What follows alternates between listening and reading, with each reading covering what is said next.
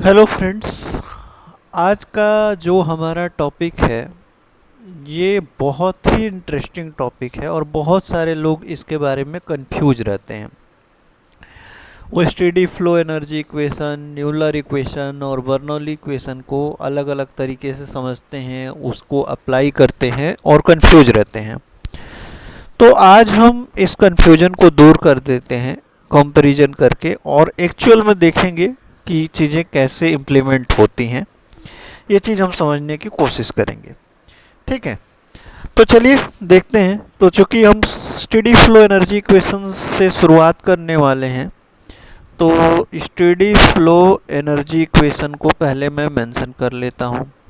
Suppose that एक हमारे पास अगर क्रॉस सेक्शन है और इस क्रॉस सेक्शन में एक एंट्रेंस है और एक पॉइंट हमारे पास लिविंग पॉइंट है। सपोज दैट ये 2, जैसे ये हमारा लिविंग पॉइंट है, ये हमारा एंटरिंग पॉइंट है। तो according to steady flow energy equation, जब हम स्टेडी फ्लो एनर्जी इक्वेशन लिखते हैं तो हम ये कहते हैं कि enthalpy at entrance plus kinetic energy at entrance plus potential energy at entrance plus heat added is equal to enthalpy at exit plus kinetic energy at exit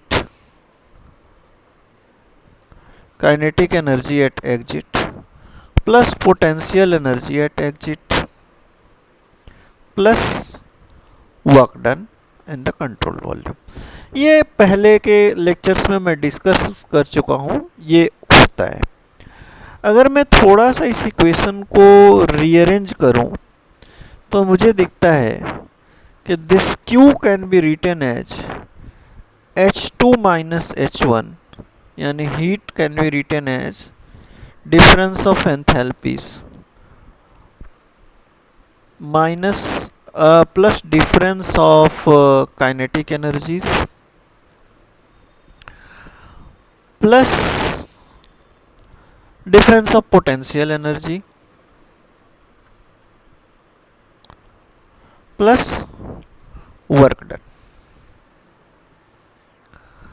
अगर आप इसको डिफरेंशियल फॉर्म में लिखो तो ये जो एक्सप्रेशन है वो कुछ ऐसी बनेगी।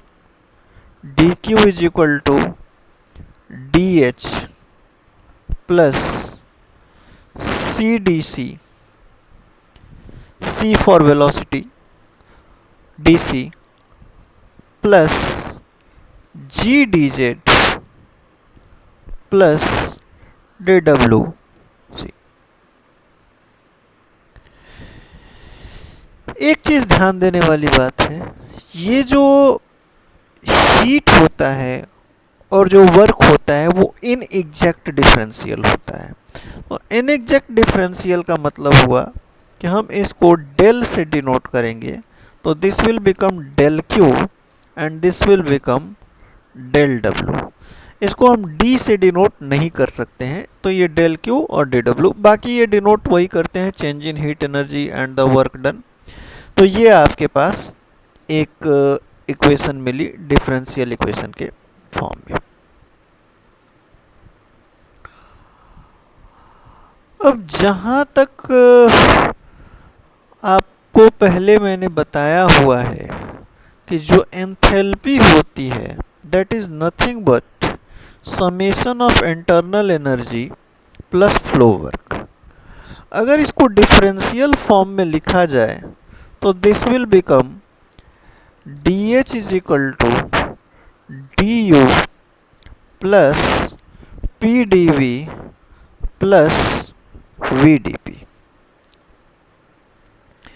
ओके, अब मैं इस इक्वेशन को अगर ध्यान से ऑब्जर्व करूं तो अगर आपका कोई भी फ्लो जिसका जो फ्लूइड है वो इनविसिड है, इनकम्प्रेसिबल है, ठीक है, इनकम्प्रेसिबल है, अगर मान लो फ्लूइड इनकम्प्रेसिबल है, इनविसिड है, तो उस केस में हमारी जो हीट ट्रांसफर, ये भी हम मान लेते हैं कि जो हीट ट्रांसफर का रेट है वो जीरो है, तो और वर्क ट्रांसफर भी हमारे पास जीरो है, तो उस केस में आप ये पाओगे कि जो हमारी ये इंटरनल एनर्जी का चेंज होगा वो भी आपका जीरो होगा।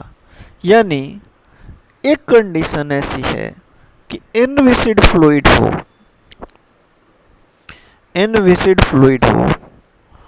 और इनकम्प्रेसिबल फ्लूइड हो, ये दोनों प्रॉपर्टी अगर होल्ड करता है, ठीक है, तो रेट ऑफ हीट ट्रांसफर जिसको हम dq से डिनोट कर रहे हैं वो जीरो हो जाएगा, dq जीरो हो जाएगा। उसके बाद आपका dWCV जो कंट्रोल वॉल्यूम है, कंट्रोल वॉल्यूम पे जो किया जाने वाला वर्क है वो भी जीरो। नेक्स्ट आपका जो इंटरनल एनर्जी है, द टेम्परेचर, अगर हम ये मान लें कि जैसे मान लो इसके अंदर एक सम टाइम के लिए समझ लो यहाँ पे वाटर फ्लो कर रहा है जो इनकम्प्रेसिबल, नॉर्मल कॉमन कंडीशन में इनकम्प्रेसिबल फ्लूइड की तरह हम ट्रीट कर सकते हैं, तो वहाँ उसके टेम्परेचर में भी कोई ख़ास वेरिएशन अगर नहीं हो रही है तो उस केस में आपका जो हीट सप्लाई है वो भी जीरो हो जाएगा। इसके अंदर कोई भी आपने कोई वर्क सप्लाइंग डिवाइस या कोई आपने वर्क लिया नहीं है, नॉर्मली अगर फ्लो ही हो रहा है, तो उस केस में क्या होगा कि जो वर्क होगा that dW will be also equal to zero. तो जब इन सभी फैक्टर्स को हम कंसीडर करते हैं तो आपको पता चलेगा कि फ्लूइड को तो इनकम्प्रेसिबल आपने पहले ही मान रखा है। इनकम्प्रेसिबल मानने का मतलब हुआ कि जो dV की वैल्यू है वो भी जीरो हो जाएगी। अरे वॉल्यूम में चेंज ही नहीं होगा तो उसका डेल्टा भी क्या होगा, जीरो होगा। वॉल्यूम कांस्टेंट हो जाएगा तो dV जीरो हो जाएगा। तो अगर मैं इन सभी फैक्टर्स को ध्यान में रखूं तो dQ के जगह पे जीरो आ गया, dH जो था वो du plus P D V plus V D P था। अब ये पी डी वी भी जीरो हो गया, केवल du भी जीरो हो गया, तो हमारे पास वी डी पी बचा। तो यहाँ पे मैं लिख देता हूँ V D P plus kinetic energy C D C, ये तो रहेगा, इसमें कोई दिक्कत नहीं है, प्लस ये हमारे पास आ जाएगा जी डी जेड। DWCV क्योंकि कोई हम ना वर्क ले रहे हैं ना इसको हम कोई वर्क की सप्लाई कर रहे हैं, तो ये DWCV on the control volume is also considered to be zero. अगर हम ये कहानी देखें तो हमको एक इक्वेशन मिलती है, this equation under specific conditions that I have already mentioned is known as Euler equation. ये आयलर इक्वेशन है किसके लिए, आइडियल फ्लूइड फ्लो के लिए जो कि इनविसिड हो और इनकम्प्रेसिबल हो, तो ये आयलर इक्वेशन है। अब थोड़ा सा अपना दिमाग जो है ओपन रखना, यहाँ अब एक बहुत बड़ा हमको इंसाइट मिल रहा है कि स्टेडी फ्लो एनर्जी इक्वेशन जो है वो स्टेडी फ्लो के लिए वैल्यू लिमिटेड कंडीशंस, वही इक्वेशन को ट्रांसफॉर्म कर लिया गया आयलर इक्वेशन में। अब चलिए आते हैं इसी इक्वेशन को जब हम इंटीग्रेट करते हैं, जब आप इंटीग्रेट करोगे कंडीशन 1 से कंडीशन 2 के लिए, तो what you will get that is very important. तो मैं यहाँ पे लिखता हूँ that is equal to, integrate करते हैं इसको, 0 is equal to integration we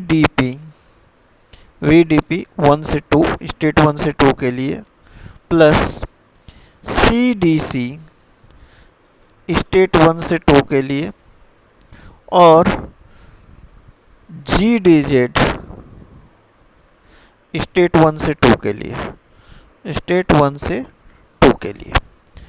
When you will integrate, what you will get, ठीक है। तो इसको मैं यहाँ पे लिख देता हूँ ताकि आपको कोई कंफ्यूजन ना हो। देखो, बहुत ही इम्पोर्टेंट है और बहुत ही सिंपल है, तो मैं इतने दूर में इसको लिख देता हूँ। अगर देखो यहाँ पे VDP है, ये हमारा जीरो हो गया। VDP means what? From state 1 to 2, तो this will V P2 minus P1 plus CDC की इंटीग्रेशन क्या होगी? आपको पता है x dx की x स्क्वायर बाई 2, तो CDC की c स्क्वायर बाई 2, और जब हम upper limit minus lower limit करेंगे तो this will be something like that C2 square minus C1 square by 2 plus, अगर मैं बात करूं तो G in the bracket Z2 minus Z1। अब आप अगर इसको अरेंज करो इक्वेशन को, तो क्या मिलता है? V को V फॉर वॉल्यूम, अब हम इसको अगर 1 बाई रो के फॉर्म में भी लिख सकते हैं, V को स्पेसिफिक वॉल्यूम को 1 बाई रो के फॉर्म में भी लिख सकते हैं। तो this can be written as very simply P2 minus P1, P2 minus P1 by rho plus C2 square minus C1 square by 2 plus GZ2 minus Z1, GZ2 minus Z1 is equal to 0. And when you will rearrange this equation, what you will get? आपको क्या मिलने वाला है देखते हैं। और this will B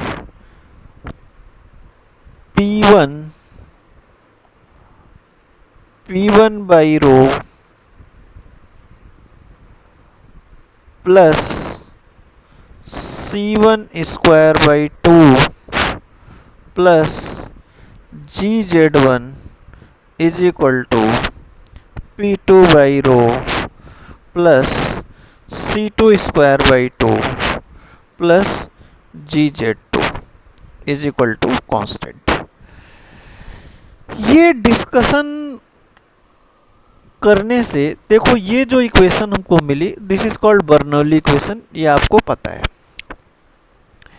ये discussion करने का मेरा मतलब ये था कि जो बर्नौली इक्वेशन है, यूलर इक्वेशन है और स्टेडी फ्लो एनर्जी इक्वेशन है, इन तीनों में आपको कंफ्यूज नहीं होना है बिल्कुल भी, क्योंकि जो हमारा स्टेडी फ्लो एनर्जी इक्वेशन है, स्टेडी फ्लो एनर्जी इक्वेशन है, वो वैलिड है सभी टाइप के फ्लो के लिए, आइदर इट इज गैस और it is a compressible fluid और incompressible fluid, whatever kind of fluid is, the steady flow energy equation is the valid for any kind of flow. But if we talk about Euler equation or Bernoulli equation, so they are the limited case of the steady flow energy equation, nothing more than that. I think आप लोगों को ये difference समझ में आ गया होगा और ये आपके लिए हेल्पफुल होगा। Thank you.